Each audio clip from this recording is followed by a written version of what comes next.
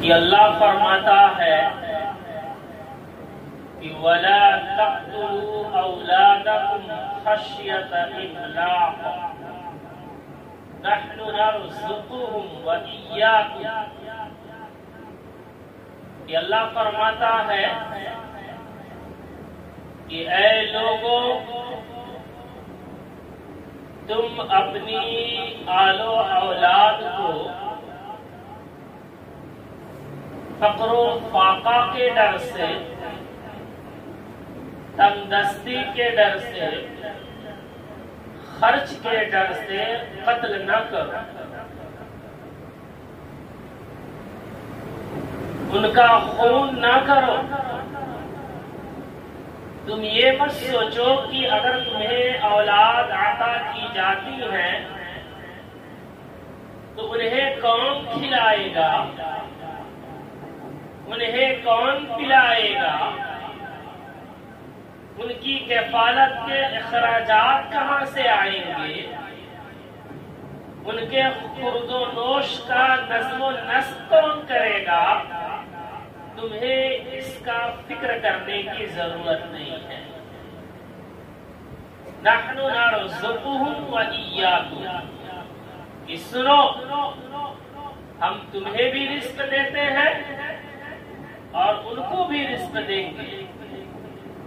یعنی رزق کی ذمہ داری تمہاری نہیں ہے کہ اس کی ڈر سے تم اپنی آل و اولاد کو قتل کر ڈالو۔ ان قتلهم كان خطئا كبيرا، اگر اس کے باوجود تم اپنی اس حرکت سے باز نہیں آتے ہو تو اس بات کو ذہن نشین کر لو کہ آل و اولاد کا قتل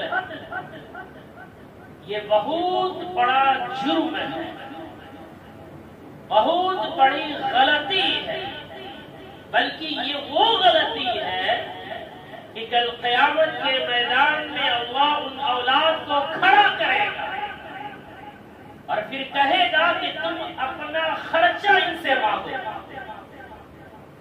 ظاہر ہے کہ وہاں ہم اور آپ اگر اس جرم کا ارتکاب کیے ہوں گے تو اپنی اولاد کا خرچہ نہیں دے سکیں گے۔ دراصل زمانے جاہلیت کے اندر خرچے کے ڈر سے، کفالت کے ڈر سے، اخراجات کے ڈر سے لوگ اپنے بچے اور بچیوں کو قتل کر دیتے ہیں۔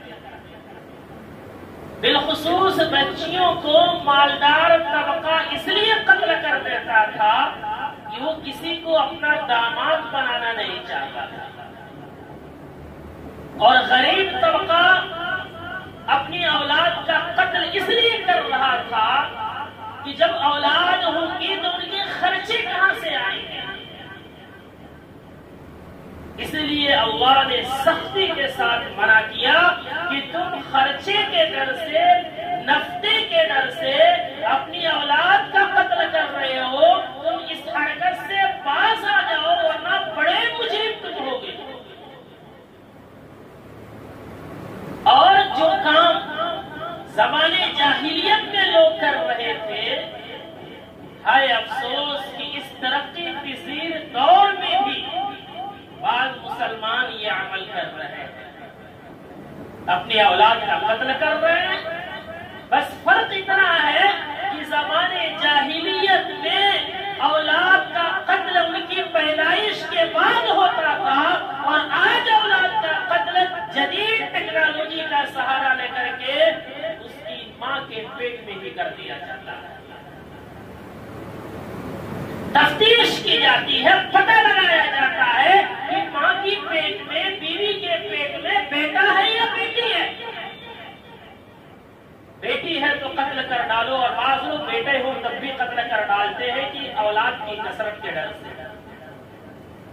یاد رکھیں، یہ چھوٹا جرم نہیں ہے، یہ چھوٹا گناہ نہیں ہے۔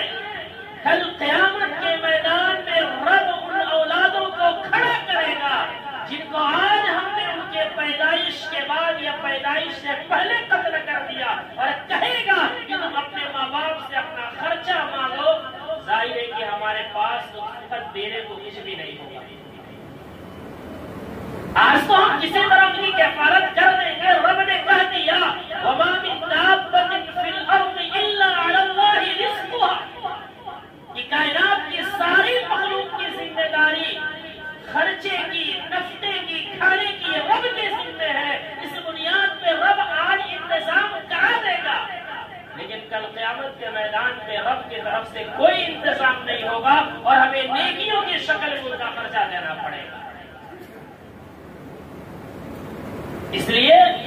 اگر ہم اور آپ یا ہمارے اور آپ کے گھروں میں، معاشرے میں کوئی ایسا ہے جو اس عمل کا ارتکاب کرتا ہے تو اپنی حرکتوں سے باز آ جائے، بلکہ اسے گناہ بھی نہیں سمجھا جا رہا ہے۔ نسبندی کا جو سلسلہ چل پڑا ہے، اچھے اچھے گھرانوں میں یہ عمل ہو رہا ہے، جبکہ یہ عمل ایسا ہے کہ توبہ کرنے کے بعد بھی اللہ اس گناہ کو معاف نہیں کرے گا، اس لیے کہ یہ حقوق العباد میں سے ہوا۔ ہم دوسروں کو قتل کر رہے ہیں اور ہم ایسے قاتل ہیں جو غیروں کو قتل نہیں کر رہے ہیں، اپنے خون اور اپنے نطفے سے پیدا ہوئی اولاد کا قتل کر رہے ہیں۔ اس سے بدترین اور اس سے گھناؤنا جرم اور کیا ہو سکتا ہے؟ اس لیے اللہ اگر اولاد دے رہا ہے بیٹے کی شکل میں یا بیٹی کی شکل میں، تو اس کو نعمت سمجھ کے قدر کرے، ڈرے اور خوف نہ کھائے کہ بیٹا اور بیٹی ہوگا تو خرچہ کہاں سے آئے گا۔ رب نے اعلان کر دیا ہے کہ جو آتا ہے وہ اپنی رزق لے کے آتا ہے، وہ تمہارے رزق کا محتاج نہیں ہوتا،